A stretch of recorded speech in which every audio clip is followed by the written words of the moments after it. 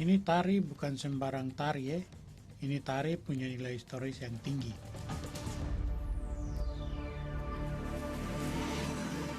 Rarama Bewie biasanya kita orang sebut ini merupakan tarian tradisional.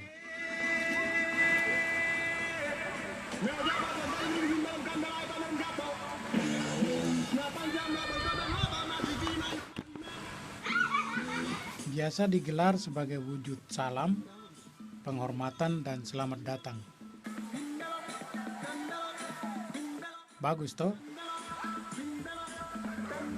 Lihat saja tiap gerakannya selaras dan dinamis, menggambarkan sukacita kita orang dalam menyambut tamu. Juga bentuk puji dan syukur kepada Tuhan atas tamu yang datang berkunjung ke kampung dengan selamat.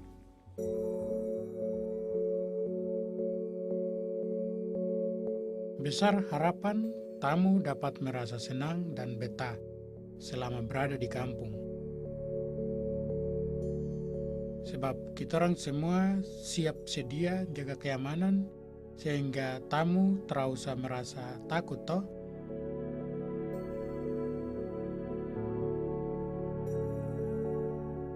Dulu Rarama Bewie merupakan tarian perang yang biasa dilakukan nenek moyang. Usai pulang dari medan pertempuran, kini tarian terus berkembang.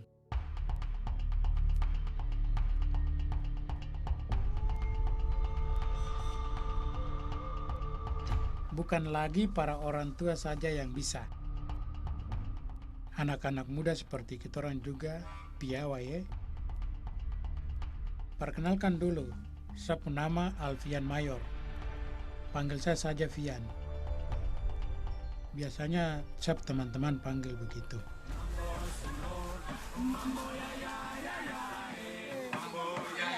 Tarian ini juga punya makna persahabatan dan sikap terbuka kita orang kepada siapa saja yang datang ke kampung.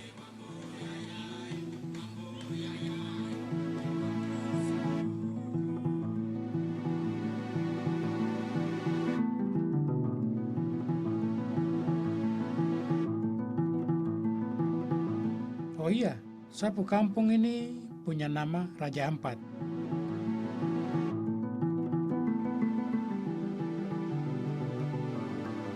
Kau sudah pernah dengar dan berkunjung ke sini ya?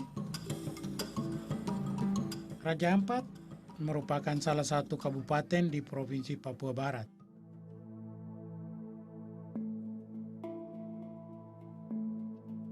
Dari Jakarta kau bisa naik pesawat menuju Sorong selama 4 jam. Setelah itu, kau bisa lanjutkan perjalanan lewat kapal selama 2 jam.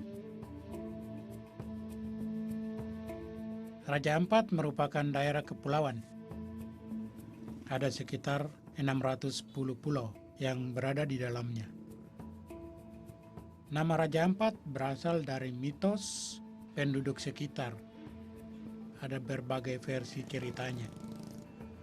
Namun cerita soal Raja Ampat yang bermakna 4 raja lah yang diakui kebenarannya. Sebab dulu pada abad ke-15, Raja Ampat merupakan bagian dari kekuasaan Kesultanan Tidore, sebuah kerajaan besar yang berpusat di Kepulauan Maluku.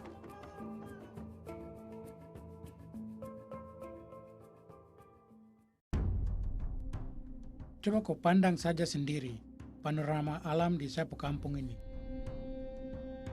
Banyak orang bilang Sapu Kampung ini sebagai kepingan surga yang jatuh ke bumi. Kau sepakat toh?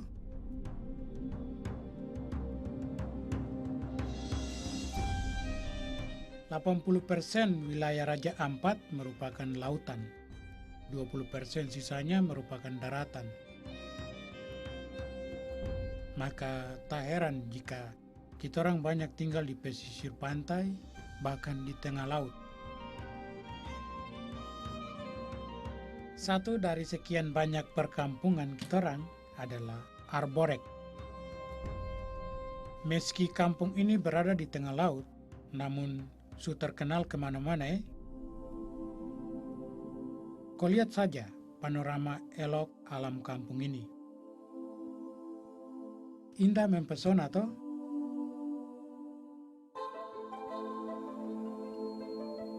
Arborek memang istimewa karena merupakan pelopor dari 18 kampung wisata yang ada di Papua Barat.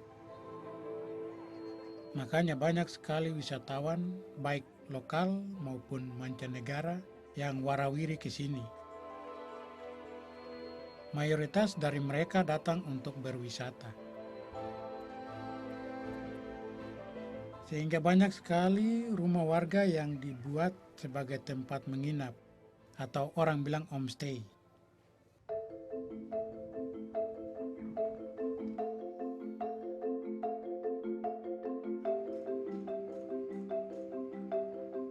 Kampung ini juga merupakan kawasan konservasi kekayaan laut berbasis masyarakat.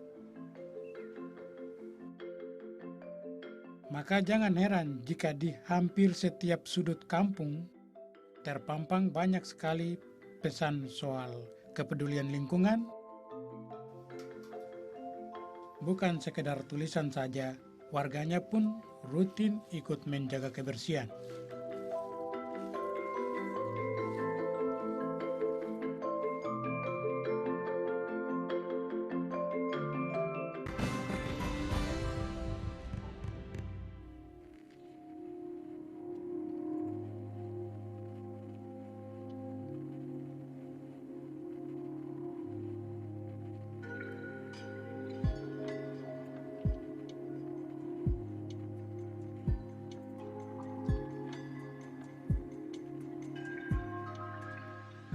Sejak lama, sapu kampung ini dikenal orang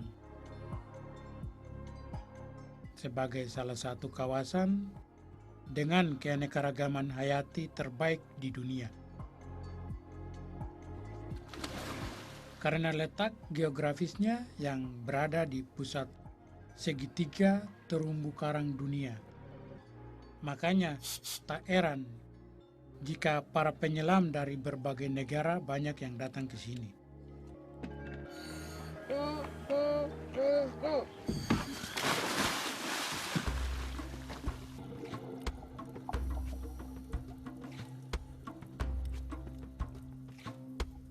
Perairan Raja Ampat memiliki 603 jenis terumbu karang keras. Jumlah ini merupakan 75% dari jumlah jenis terumbu karang yang ada di dunia.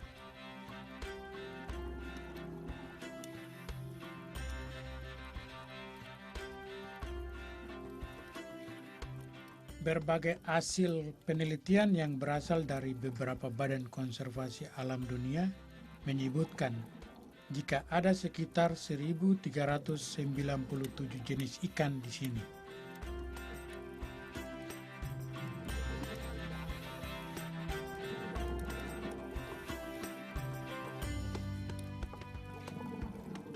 Sehingga tak salah tuh kalau sapu kampung ini dijuluki sebagai ibu kotanya ikan dunia. Kekayaan aneka ragam biota ini membuat pemandangan alam bawah laut Raja Ampat sulit untuk ditandingi.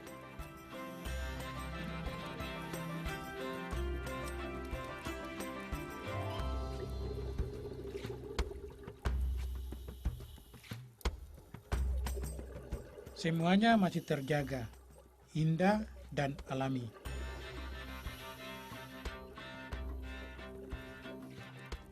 Anugerah alam luar biasa yang Tuhan sukasi ini seharusnya dijaga dengan baik toh.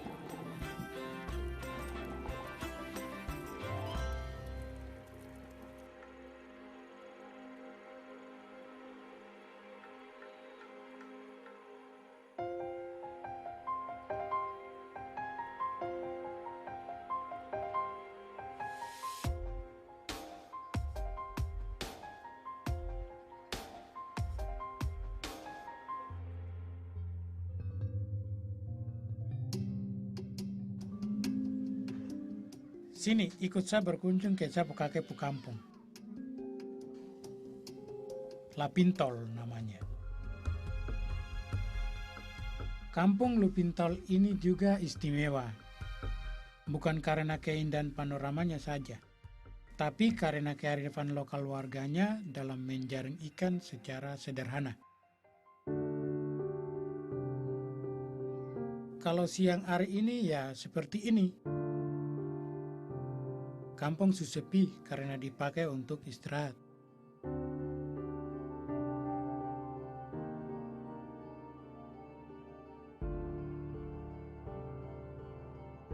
Kalau malam hari pasti ramai, terlebih saat musim bulan gelap.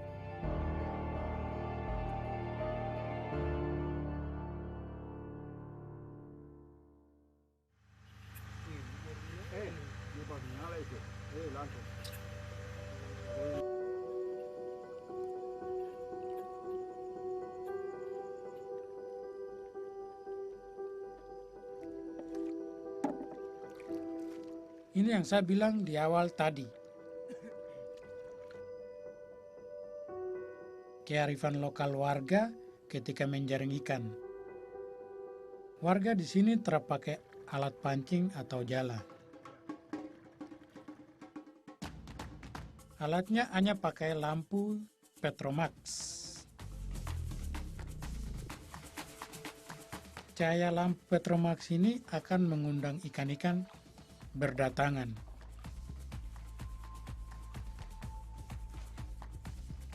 Targetnya ikan yang bersifat fototaktis atau ikan yang tertarik dengan sinar. Jika ikan sebanyak yang mendekat, saya dan kakek akan menggiring perahunya sampai ke tepi pantai. Maka ikan akan mengikuti dan kita orang tinggal menyerok ikan-ikan yang sudah masuk perangkap saja. Satu kali giring, ikan biasanya berjumlah puluhan. Yang paling banyak jenis ikannya adalah ikan lema. Mungkin kau pernah mencicipinya. Iya, karena ikan lema ini memang ikan yang biasanya dikemas dalam kaleng. Satu ekor ikan ini biasanya dihargai Rp1.000 saja.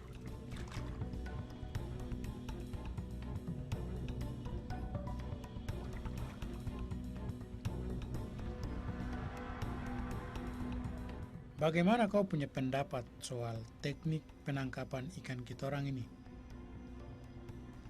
Unik dan menarik toh?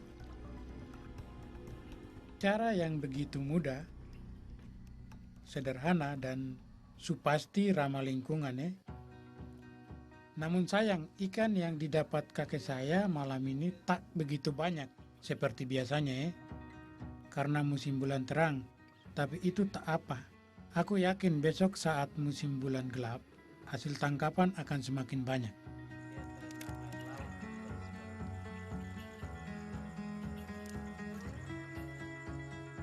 Kalau hasil tangkapan banyak, ikan biasanya dijual sampai ke kota. Tapi kalau sedikit, ya kita orang konsumsi saja.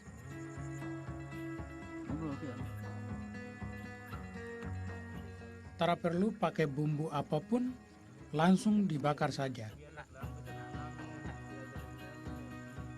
Tak usah khawatir tidak ada rasa. Kalau sumatang, semuanya akan terasa mena, enak maksudnya.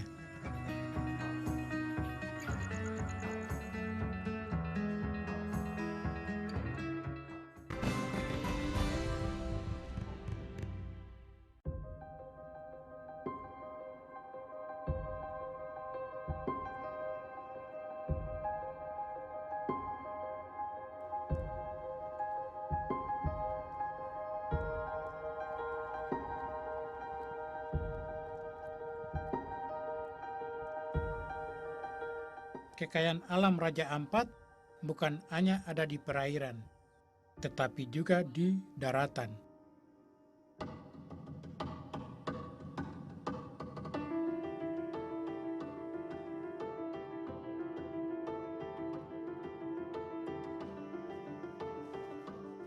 Makanya kalau kau liburan ke satu kampung, sempatkanlah lihat keindahan burung cendrawasih. karena burung ini jadi ikon kecantikan satwa.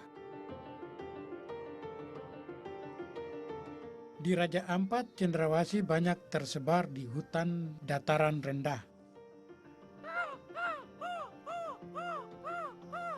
Burung ini tergolong langka dan dilindungi kelestariannya.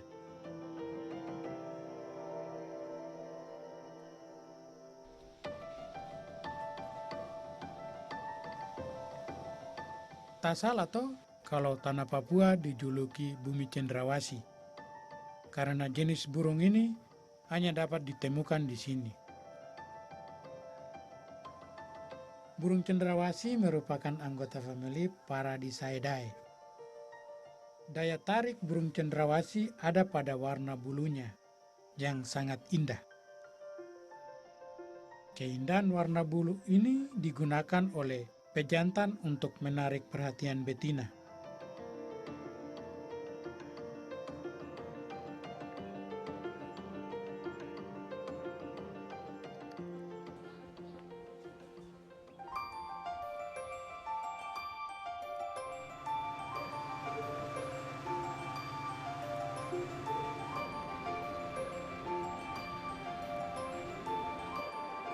Sempatkan juga untuk menikmati kecantikan gugusan pulaunya. Yuk, ikut saya dan saya teman jelajahi satu demi satu kecantikannya.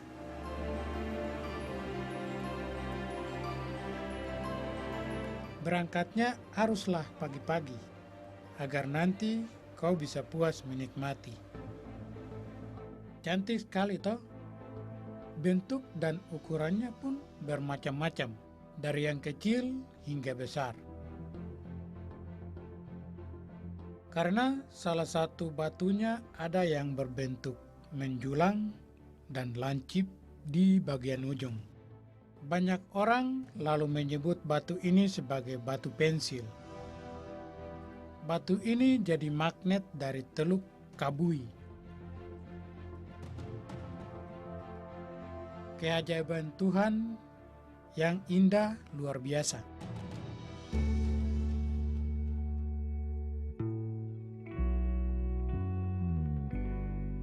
Menyusuri perairan Raja Ampat, kau juga akan mendapat fenomena alam yang menakjubkan. Salah satunya lewat pasir timbul ini.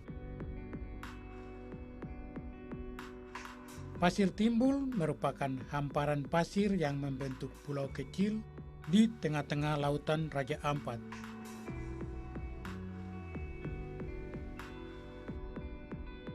Keberadaan pasir timbul sangat bergantung pada pasang surut air laut. Jika air laut pasang, hamparan pulau pasir ini akan hilang tenggelam di dalam air.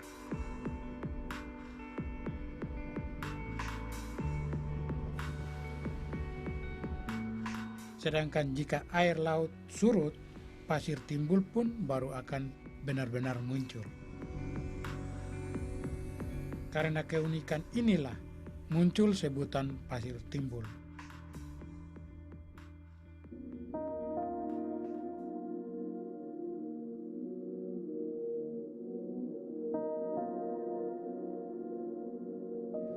Saya ajak berkunjung ke satu tempat lagi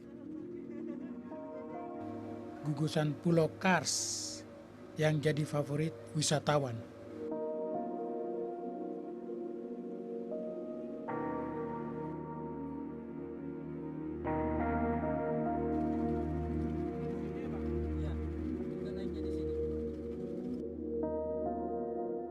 Ini Painemu, indah sekali toh?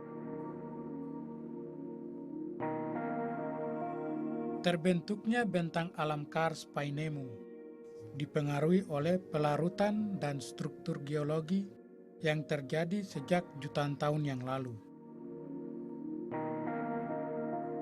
Sedimentasi di dasar laut dangkal membentuk batu-batu gamping. Sujadi sejarah geologi Raja Ampat. Banyak orang bilang terlengkap jika berkunjung ke Raja Ampat tidak datang ke Painemu. Keindahan panorama Kars ini sangat indah dinikmati.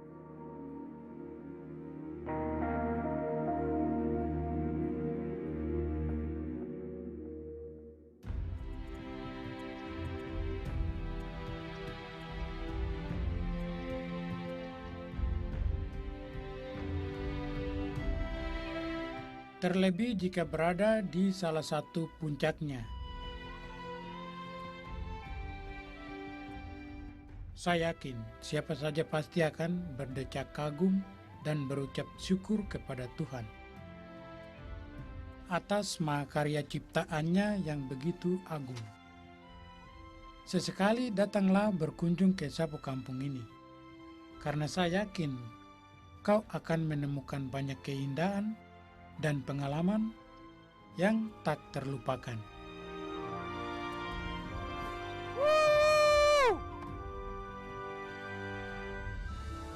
Indonesia bagus.